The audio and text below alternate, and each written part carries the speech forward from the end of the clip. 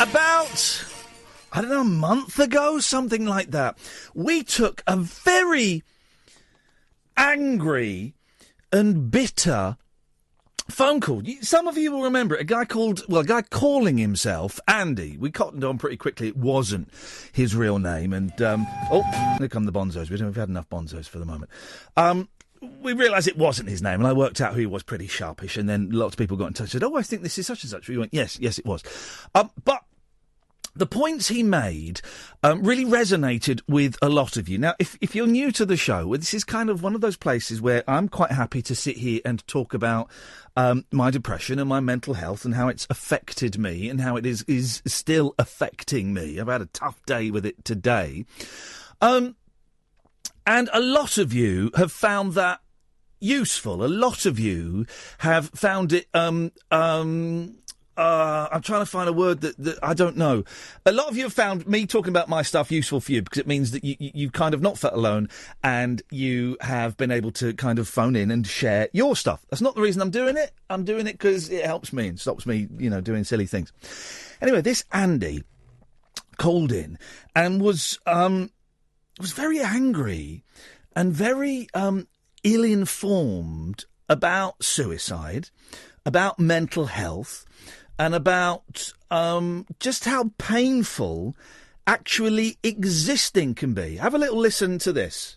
I think I have the right, as a person listening to a show and hearing a distressed presenter who clearly is paying far too much attention to social media, switch it off, ignore it, do your show and leave it. Why do you have to get into these constant rows? Well, hang on, you're getting in a... Andy, blocking and unblocking. Andy, you're getting in a row with me.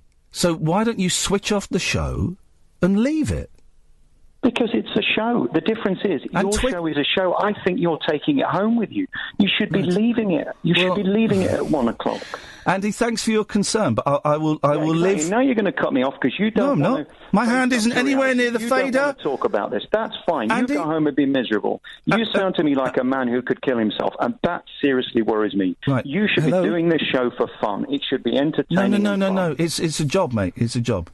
I pity you. I genuinely pity you. I think you should be living the life of Riley. You've got a great gig. Okay. You should have an amazing life with those children. I do have an amazing life with the children. Allowing it to bring you down. You should be having a wonderful life. Andy, I take it you don't understand. You don't understand how mental illness works.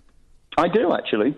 I don't think you do, actually. That, but actually I do understand it. Well, obviously you don't, because you're saying is I'm allowing it to bring me down because I have chemical imbalance in my head that tells me I am worthless, that tells me everything I do is pointless, that screams at me, it shouts at me to jump off a building. I have an illness. It's an illness. Why don't you go and tell someone with cancer to get out of bed and go for a walk? Why don't you tell someone with a broken leg to start jumping around? Why don't you tell someone who's got leukemia not to worry about that? Just go out and play a game of football. Because they're sick, Andy. It's an illness.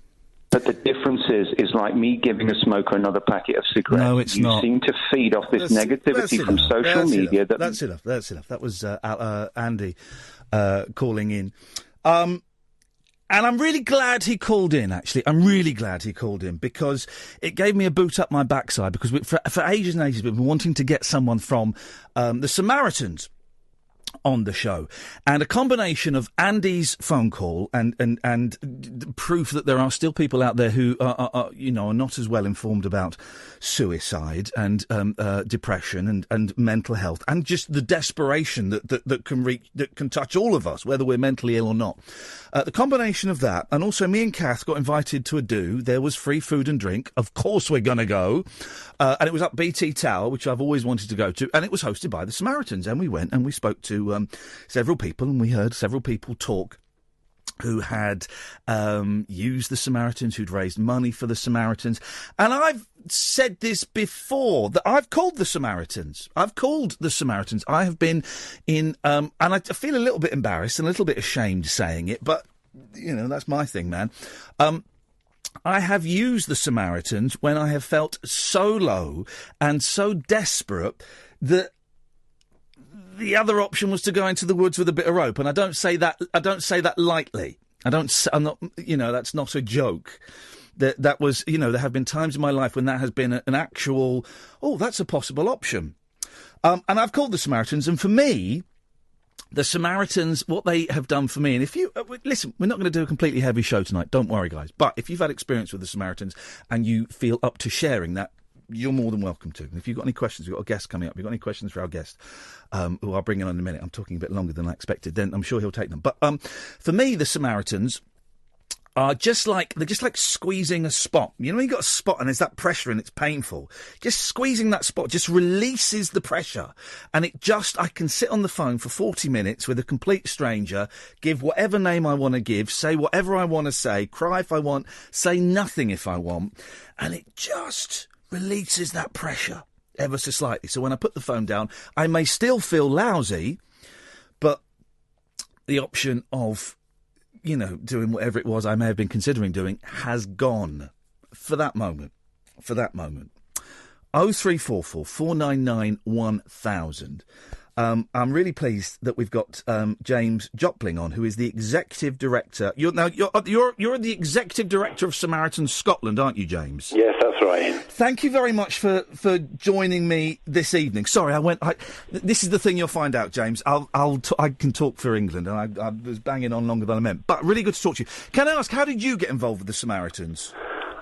It's an organisation I've known about for years and respected hugely, and the chance came up to kind of join them last year. And I guess I was conscious of nothing else, that men, as are generously described, being in their middle years, which I believe both you and I are, yes, yeah. are at the highest risk of any age in the population of taking their own life. And so it kind of rang true for me. And and I think on top of that, the more I've learned about the organisation, the more remarkable it is.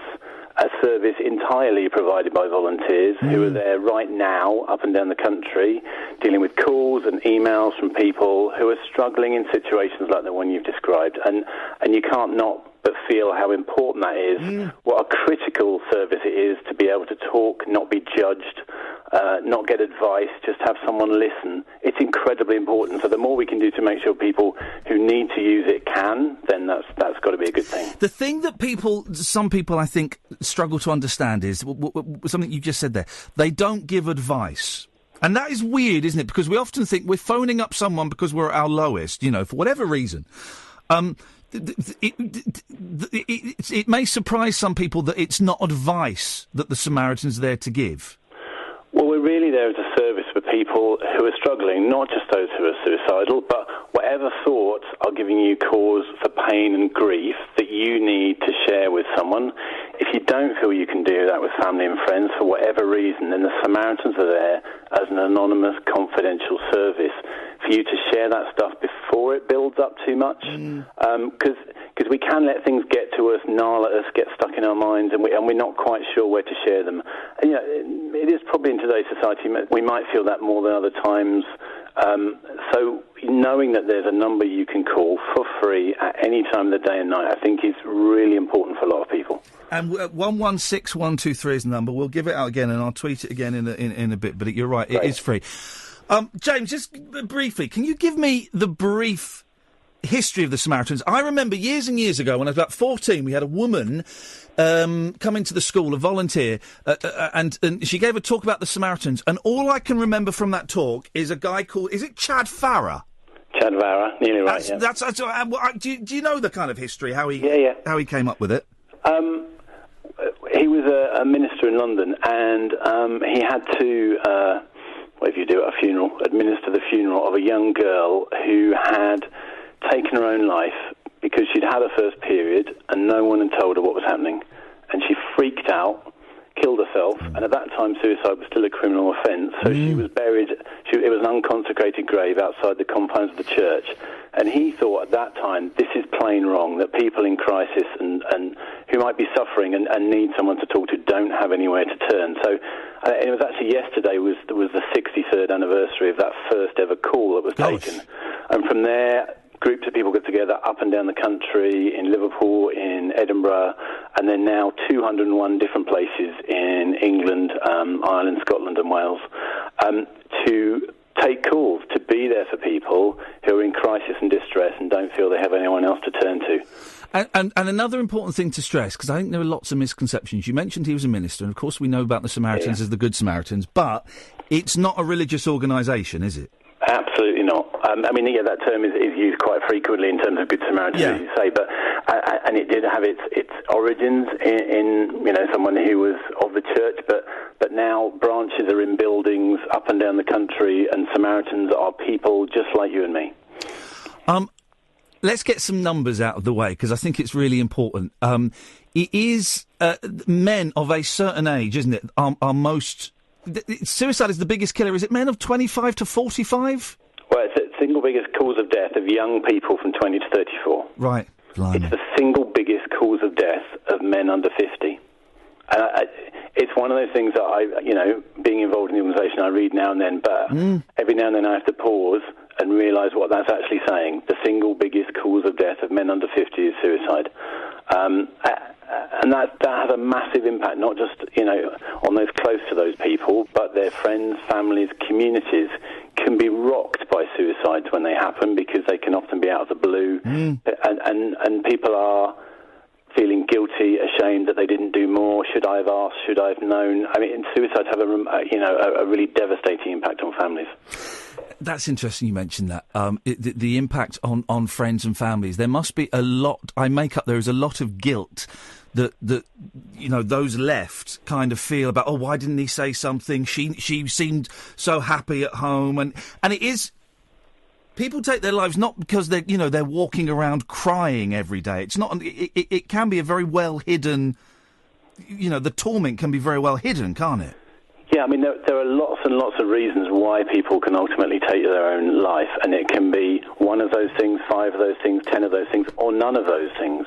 And that's why sometimes it can present as something that feels like quite difficult to challenge because of the range of reasons that might contribute. But Samaritans, we believe, absolutely, it's not inevitable. It is preventable. Samaritans is part of helping people who are at the kind of points you described earlier.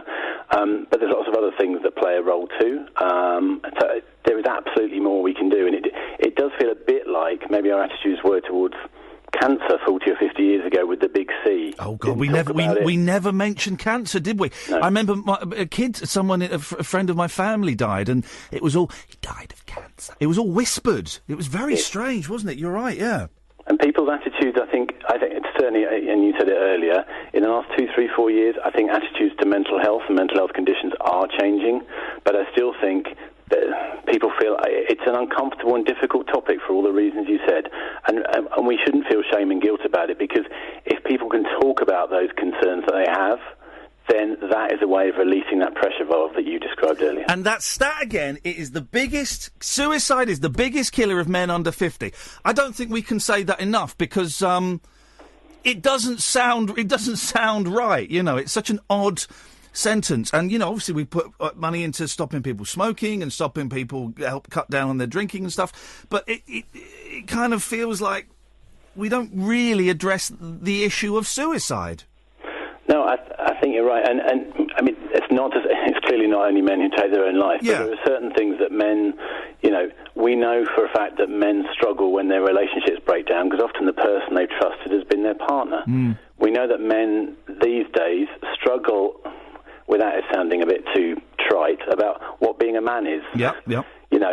What does being masculine mean? If you look at the kind of portrayals of men in sport, and you look at the pressure that maybe is put on kids to not be sissy and don't cry and don't be a bit silly about stuff, we're kind of creating a role of masculinity that if you can't live up to it, or you simply don't want to, or it's not the right definition, that it can really put pressure on us all to think, well, why am I here, and what am I doing for it, and what if I've let people down, or what if I've lost my job, or my relationship's fallen down? Who actually am I going to turn to and talk to? Now, we can all struggle with those things regardless of what gender we are, but men seem to find it just a bit more difficult sometimes. We spoke briefly before, a couple of hours ago, and it was a stat I'd heard, and I got it wrong. I said that Samaritans get a call every 6 minutes, and you corrected me. Went, oh, no. It's a call every 6 seconds. Yes. Yeah, we contacted something like 5.4 million times a year. Yeah. Across the UK and Ireland. all times of the day and night, increasingly now by people using email. I mean, it's still at the heart of what we do is a human connection. You know, and the conversation we're having, the conversation you have with other listeners, that's what connects us to humanity and society. And I think that's why what the core of Samaritans doing is listening and really listening, and then asking open questions back again, and uncovering the layers of the onion of the problem that you're facing is so critical, because it's about why we're here. It's about being humans connecting with other humans. And also, if anyone, because I know that some people are worried that, being desperate or being in pain might impact on their jobs or relationships.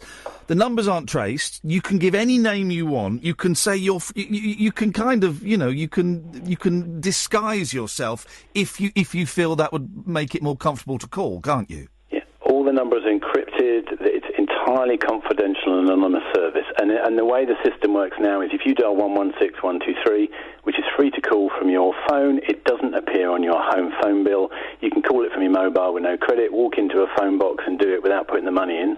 You can do all of those things and contact us, and you'll get through to the Samaritan who happens to be waiting the longest. They could be in Aberystwyth, Aberdeen, Cornwall. They have no need or care of who you are. They're simply there to listen to you. James, let me just go bring Angela into the conversation. Evening, Angela. Evening, Ian. Hello, Angela. Thanks for having me on the show. Thank you very much. No, we haven't, have we? What have you called in for, Angela? It's just that it's interesting. Sorry, it's echoing.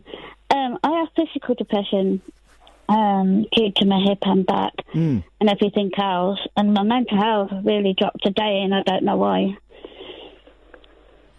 It dropped today? It just really dropped. You know, when people... Yeah. Like, it's just really bad. How do you cope? How do you cope when it gets really bad? So I snap, and I don't mean to. Yeah. I snap on the best friends. They understand because they all got it, but it's just... I just snapped today. You snapped? Yeah. It's easily done, isn't it? I try and stay away from my kids when I'm feeling low, because I know that they will get the brunt of it, and it's unfair on them. Have you ever called the Samaritans, Angela? Yeah, I have a few times. They've been very helpful. Well, I mean, don't tell us anything that was said. Keep that's obviously private between you. But how did it help you? It stopped me from going through something. No, it was in a bit of a bad way last year, but I sorted that out. But it wasn't a bad way.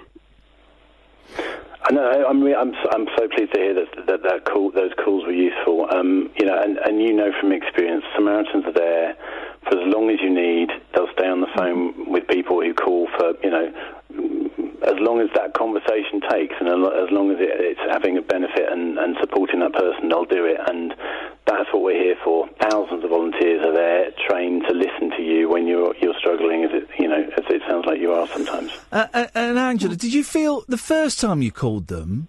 Yeah. The first time I called them, I felt silly. I felt really silly. Isn't that funny? I felt really silly, thinking, hang on a minute, I'm all right. I've got a few quid in the bank. I'm working. On the outside, I look quite successful. And yet I'm dialing this number. I remember I pulled over into a lay-by. I'm dialing this number to talk to a stranger, to cry down the phone, and I felt silly. I felt silly at first, but when I've listened to you a few shows, your personality is the same as mine. It comes out in a different way. It's how do I put it? I can't say it on the radio, but my partner knows what I mean. Yeah. It comes out flamboyant, and we have to hide it. Yeah. It's that way, crying, because I do listen to people's voices. And when you'd finished the phone call, and this is a really tough question, you might not be able to answer it. How did you feel? You said you rang them 3 times. How did you feel after the end of the phone calls when you put the phone down? I felt a little bit better, because I've lost a lot of family this year, and a best friend 10 years ago, and it really affected me, and it still does. Angela, I'm really glad you called in tonight. Thank you so much. Fantastic. Thank you for calling. Thank you, Angela. Thank you. James, can I ask a question? 'Cause my mum was a Samaritan for a couple of years, and then she got ill herself, and she kind of had to stop. I'm sorry. But what help do the Samaritans get? Because they must hear everything. Anything you can imagine, they must get. And that's a tough burden to carry. How do they get helped?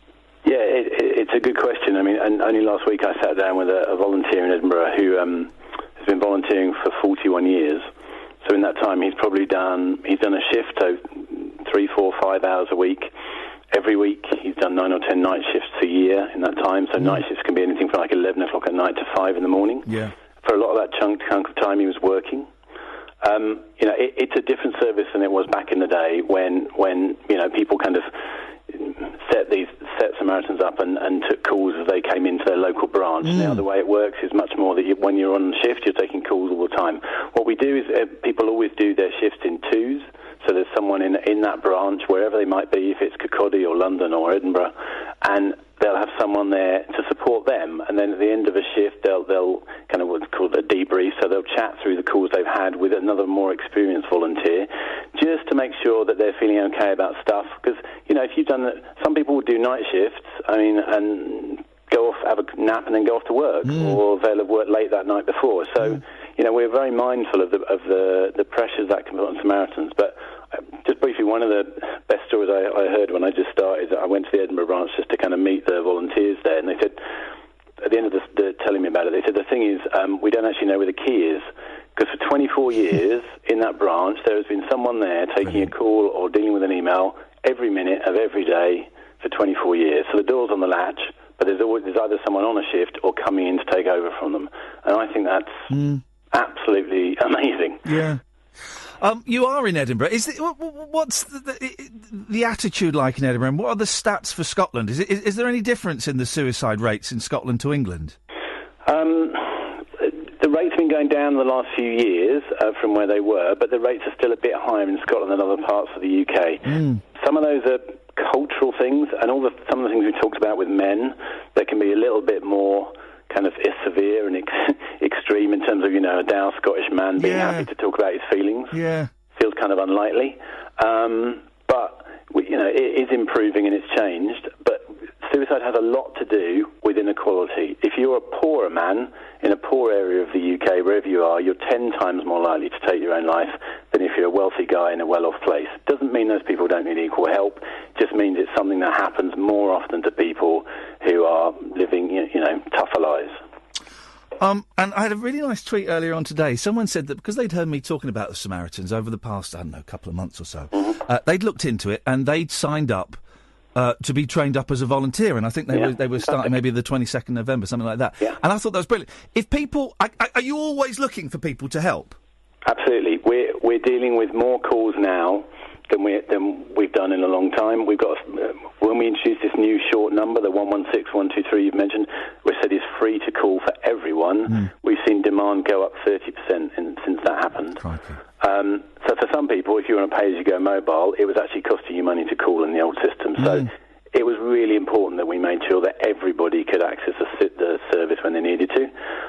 So we need volunteers more than we ever have. You go to the website, there's a button right in the middle, you can click, you'll find out details, find out where your nearest branch is. And being a Samaritan itself, despite the challenges we talked about earlier, is an incredibly rewarding thing to do. To think you've been there for people when they've had nowhere else to turn. I mean, I'm amazed by the powers of energy and enthusiasm our volunteers still have every day.